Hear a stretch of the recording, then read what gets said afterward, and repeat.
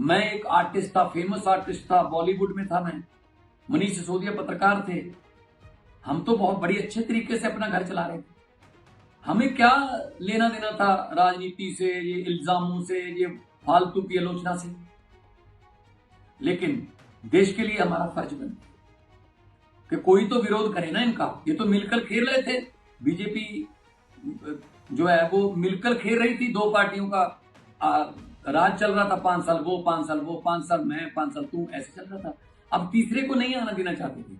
जो भी इस देश में जो भी भ्रष्ट सिस्टम को बदलने की बात करेगा तो उसको ऐसी यातनाएं झेलनी पड़ेंगी, क्योंकि उस भ्रष्ट सिस्टम के जो बेनिफिशियरी होते हैं, जो उससे फायदा उठाते हैं, वो बाउंस बैक करते हैं।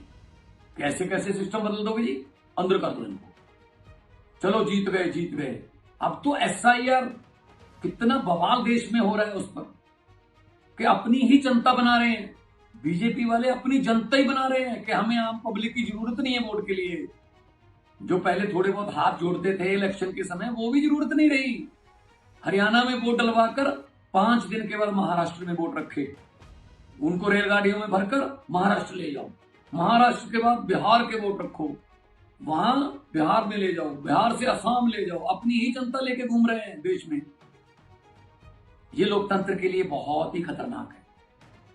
मोदी साहब, अमित शाह जी, आप सत्ता चाहते हो, राज करना चाहते हो, खुशी से करिए, लेकिन देश की समस्याओं को हल करके लोगों का दिल जीत कर वोट लीजिए। दिल जीत कर खुद जीतिए। बिजली की समस्या पूरे देश की, बेरोजगारी पूरे देश की सबसे बड़ी समस्या, गरीबी, महंगाई, शिक्षा, स्कूलों का बुरा हाल है, सड़कें, इंफ्रास्ट्रक्चर, उसकी कोई बात नहीं करता। आप लोग नफरत की, धर्म की, और इसकी पार्टी तोड़ दो, इसका निशान ले लो, इसकी पार्टी का निशान फ्रीज कर दो, चुनाव चिन्ह छीन लो, पहले इल्जाम लगा दो 17,000 करोड़ का, फिर उसके बाद उस बंदे को डिप्टी सीएम बना दो। अपनी जो वॉशिंग मशीन है उसमें धुल गया वो, अब ठीक हो गया है। मतलब हद है। ऐसे विश्व गुरु बनोगे क्या? अरविंद केजरीवाल कट्टर ईमानदार बंदा है। हम लोगों ने अपने करियर छोड़े हैं सर, अच्छे भले चलते करियर छोड़े हैं। जेल जाने के लिए हम तैयार हैं, कोई ऐसी बात नहीं है। हम वो पत्ते नहीं जो शाख से टूटकर गिर जाएंगे। हम वो पत्ते नहीं जो शाख से टूटकर गिर जाएंगे।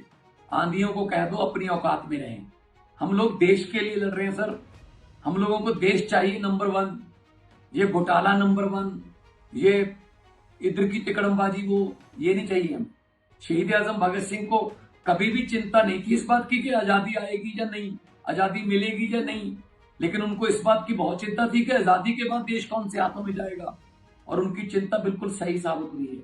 भगत सिंह ने अपनी एक चिट्ठी में लिखा था, जो चिट्ठियां भगत सिंह की चिट्ठियों की किताब है, उसमें लिखा था कि इश्क करना सबका पैदाइशी हक है, क्यों ना इस बार वतन की सरजमी को महबूब बना लिया जाए।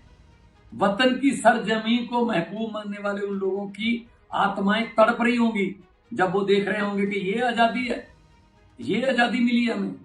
रिश्वत चल रही है, करप्शन चल रही है, कचहरियों में लोग धक्के खा रहे हैं, खज्जल खुआर हो रहे हैं, कोई नहीं पूछता। नौकरी के लिए पैसा, पेपर लीक हो रहे हैं, पता नहीं कौन कौन से जो बच्चे हैं वो कौन कौन से हालातों से निकल के पढ़ रहे हैं, लेकिन पता चलता है एक रात पहले पेपर लीक हो गया, बड़े बंदे पेपर खरीद के ले गए और नौकरियां मिली गई। ये अच्छा नहीं है मोदी जी, ये अच्छा नहीं है अमित शाह जी। आप लोग देश चला रहे हो, लेकिन जिस तरीके से चला रहे हो उस पर आपत्ति है। आप दबंगई तरीके से देश को चला रहे हो, डेमोक्रेटर बन गए हो आप, डेमोक्रेटिक तरीके से चुने हुए डिक्टेटर। ये अच्छा नहीं है। लंबे सफर को मीलों में मत बांटिए, कौम को कबीलों में मत बांटिए। एक बहता दरिया है मेरा भारत देश, इसको नदियों और झीलों में मत बांटिए। नफरत, धर्म, जाति मत बांटिए प्लीज। बड़ा देश है, एक गुलदस्ता है देश। गुलदस्ते में हर रंग का फूल होना चाहिए, हर फूल की अपनी सुगंध होनी चाहिए। आप चाहते हो गुलदस्ते में सिर्फ एक ही रंग के फूल हो? गुलदस्ते में अगर एक ही रंग के फूल हो तो ज्यादा देर उसको देखा नहीं जा सकता, मन ऊब जाता है।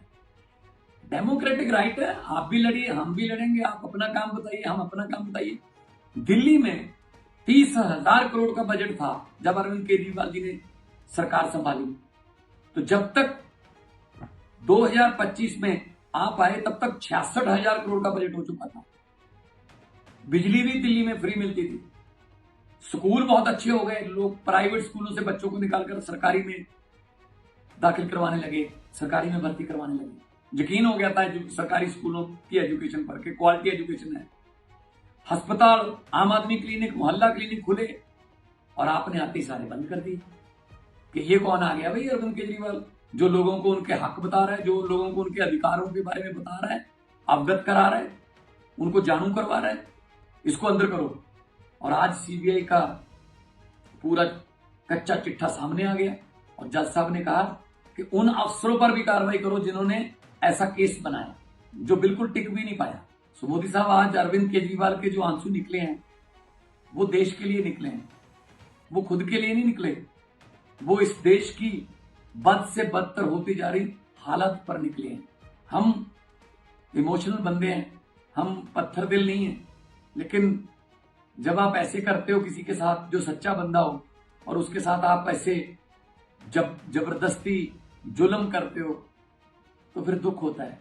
कई बंदे ऐसे भी कोर्टों ने बरी किए हैं जिन पर आपने ऐसे झूठे केस डाले कि वो 10-10 साल जेल में रह के आए हैं, 8 साल जेल में रह के आए। क्या बरी होने के बाद उनके वो 8 साल आप जिंदगी के वापस दे दोगे, उनकी जिंदगी रिवाइंड कर दोगे?